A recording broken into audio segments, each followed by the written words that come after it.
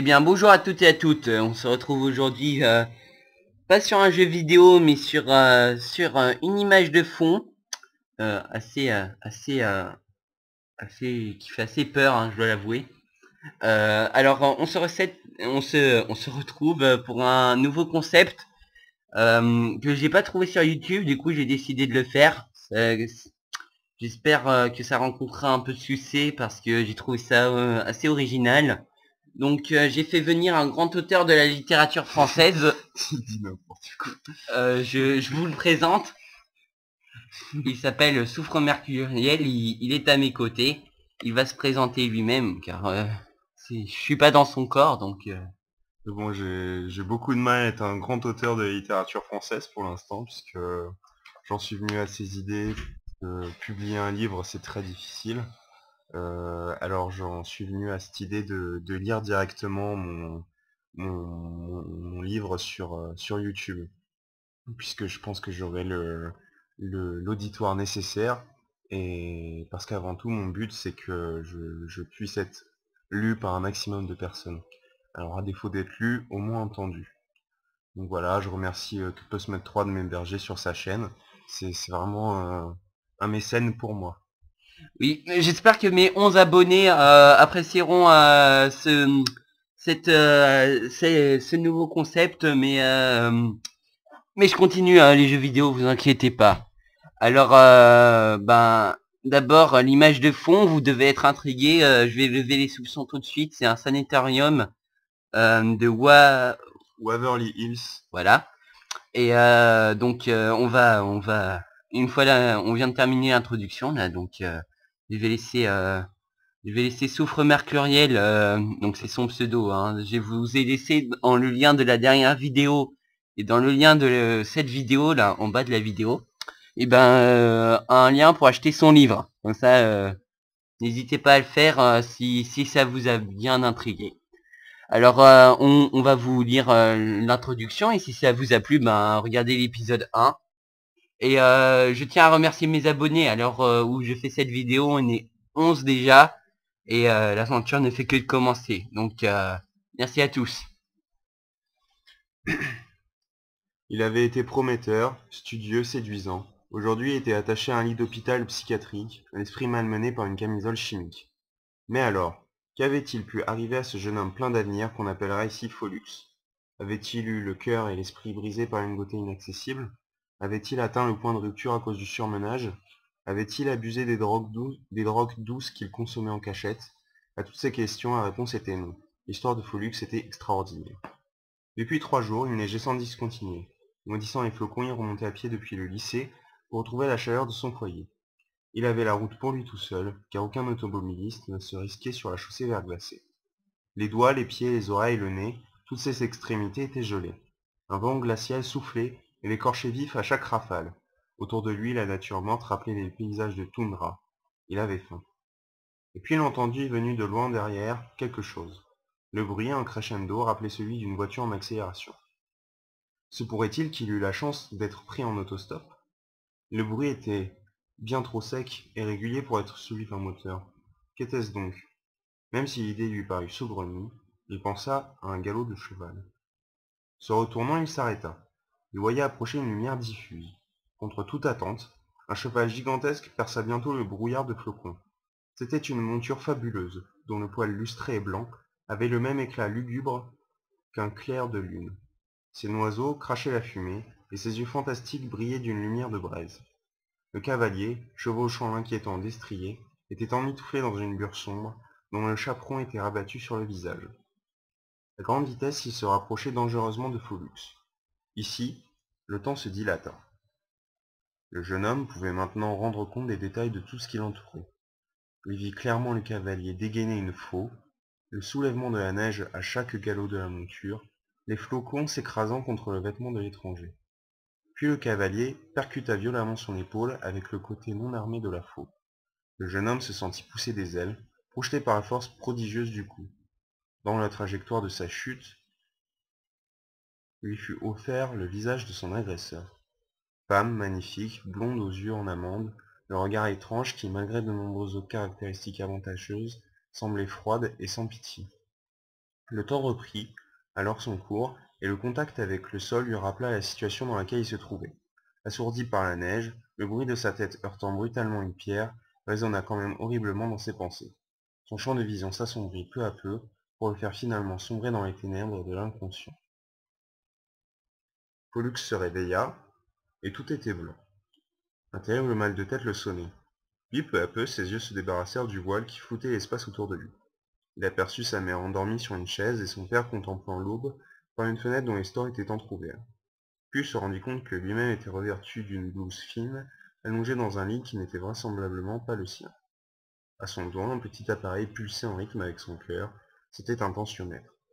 À l'hôpital. Il était donc à l'hôpital. Vous pouvez d'ailleurs voir maintenant le matériel médical entassé à côté de son lit. Maman, papa appela-t-il dans une voix qui lui semblait anormalement faible. Ces quelques paroles eurent l'effet d'une décharge électrique sur ses parents. Ils se précipitèrent et l'embrassèrent de toutes parts, lui faisant part dans un charabia incompréhensible de leur inquiétude et de leur amour. Puis petit à petit leur euphorie retomba, et le père appela une infirmière. 5 minutes plus tard, un médecin entra dans la chambre. Alors, ça va mieux demanda-t-il à Pollux. Ma foi, oui, répondit-il. Qu'est-ce qui s'est passé? Bonne question. Malheureusement, personne ne pourra te répondre. C'est l'infirmier qui t'a trouvé inconscient dans la neige. Je suppose que tu as fait une mauvaise chute sur la tête qui t'a assommé. Mais ne t'inquiète pas de cette petite amnésie. Les traumas crâniens légers s'accompagnent souvent de pertes de mémoire et de troubles sensoriels, qui disparaissent complètement de 1 à 2 semaines plus tard selon les individus. Et combien de temps je vais rester ici demanda le garçon. Tu peux partir dès aujourd'hui. Je vais juste demander à tes parents de remplir quelques formulaires. Ceux-ci avaient l'air ravis. Pollux s'accorda 3 jours de repos après lesquels il insista pour reprendre les cours. Préférait aller en classe plutôt que de rattraper les leçons et les exercices. Une nouvelle fois, il se réveilla en sueur ce matin-là, toujours à cause de ce même cauchemar grotesque où il était poursuivi par un cheval fantastique. Ça faisait maintenant 3 nuits, depuis qu'il était sorti de l'hôpital en fait. Il n'en parlait pas à ses parents. Il se leva prestement de son lit et commença à s'habiller. Mais bientôt il constata qu'il lui manquait une chaussette. Il sortit donc de sa chambre, longea le couloir et se tourna vers la mezzanine. En bas, il entendait ses parents petit déjeuner.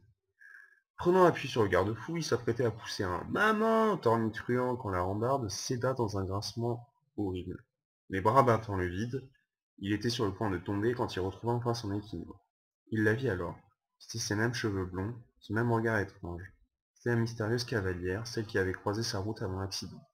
Il ne put la contempler très longtemps car elle disparut bientôt. Une idée terrible lui vint alors à l'esprit.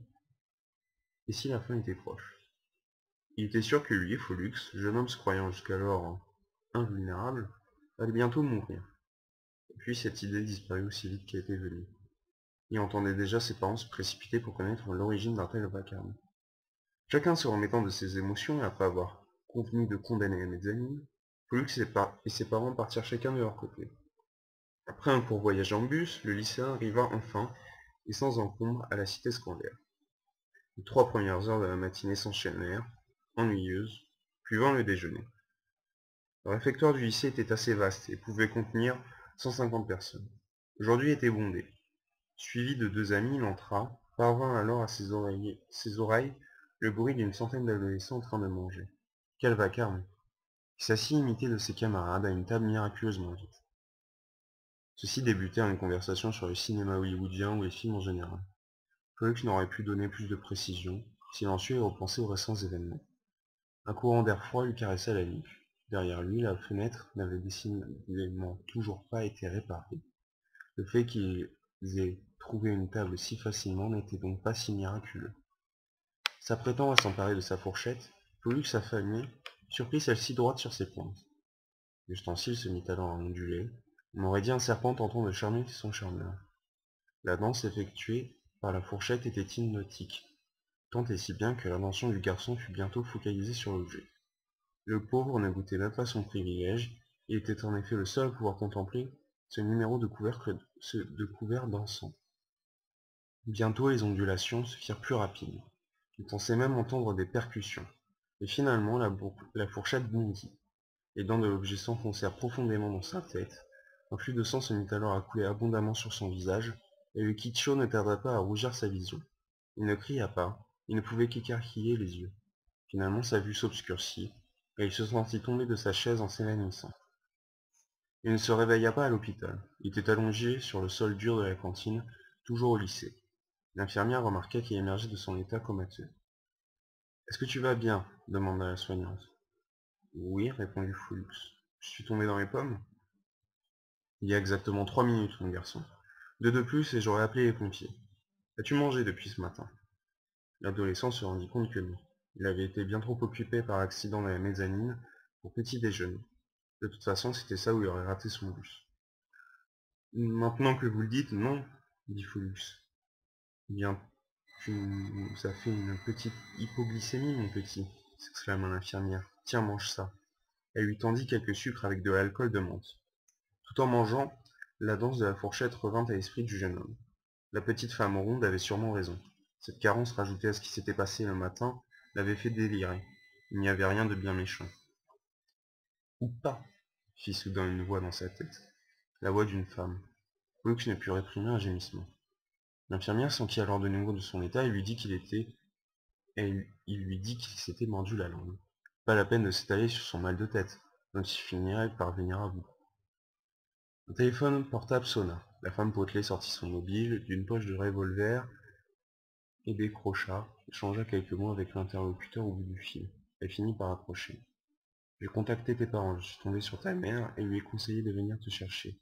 Elle est à l'entrée, je pense que ce n'est pas la peine de consulter, mais mange copieusement ce soir et prends du repos. Demain tu pourras revenir au lycée. Comme toute mère l'aurait fait, celle de Foullux se précipita vers son fils quand celui-ci apparut devant la grille du lycée. Il lui répéta mot pour mot ce qu'il lui avait dit l'infirmière, en passant soigneusement sous silence l'épisode de la fourchette. Le voyage en voiture parut long à Foullux. Il n'avait qu'une hâte, rentrer chez lui, s'embiffrer et prendre une douche brûlante. À la maison, Foullux dévora les restes du cake au raisin de la veille. Le plateau maintenant vide semblait rassurer quelque peu la mère du garçon. « Je vais à la douche, dit-il. « Ok, ça te fera du bien d'ailleurs. Prends un bain si tu veux, lui conseilla sa mère. Eh bien, indulgé vendu pour le bain, répliqua le garçon qui était déjà à l'étage. La salle de bain était recouverte de carreaux bleu foncé qui tranchaient avec le plafond immaculé. Foullux poussa la porte et commença à se déshabiller. D'abord le pull puis le t-shirt, ensuite le pantalon suivi du caleçon. Et enfin les chaussettes. Il était maintenant complètement nu et pouvait se contempler dans le miroir qui faisait face à la baignoire. Son reflet n'était visible que jusqu'à la taille, mais cela suffisait pour que quiconque puisse déduire que le garçon était bien bâti. Foullux ouvrit un robinet d'eau chaude. Le liquide limpide émergeant d'un dédale de tuyaux pour arriver dans la baignoire ne tarda pas à prendre la température voulue. Eh bien, c'est la fin de cet épisode. Laissez un j'aime ou abonnez-vous pour que ça continue. Puis, si je me suis bien tenu informé, il est en train de finaliser ce roman. Hein, c'est ça? Bah, je l'ai déjà terminé. Excusez-moi pour les petites fautes. Pour les petits Les bégaiements, petits bégaiements, c'est difficile de lire d'un trait. oui, c'est son premier épisode, donc à force il s'habituera. Hein, il est un peu ému de l'extrême, de l'énorme chance que je lui donne. Disons ça comme ça, hein, après tout. Et ben, je vais vous dire au revoir. Je pense que sur ma chaîne, j'enchaînerai un épisode de Foullux avec un épisode de jeux vidéo quelconque. Et je pense aussi vous faire un petit playthrough sympa dans les prochains jours. Il devrait être assez original. Voilà. Je te laisse dire le mot de la fin. On a été un peu pris par le temps, donc on n'a pas coupé où il fallait, mais les découpages seront plus nets la prochaine fois. Il n'y aura pas de découpage bizarre sur rien. Et puis merci de votre attention surtout. Et puis sur ce, au revoir, bonne journée, bonne matinée, bonne soirée.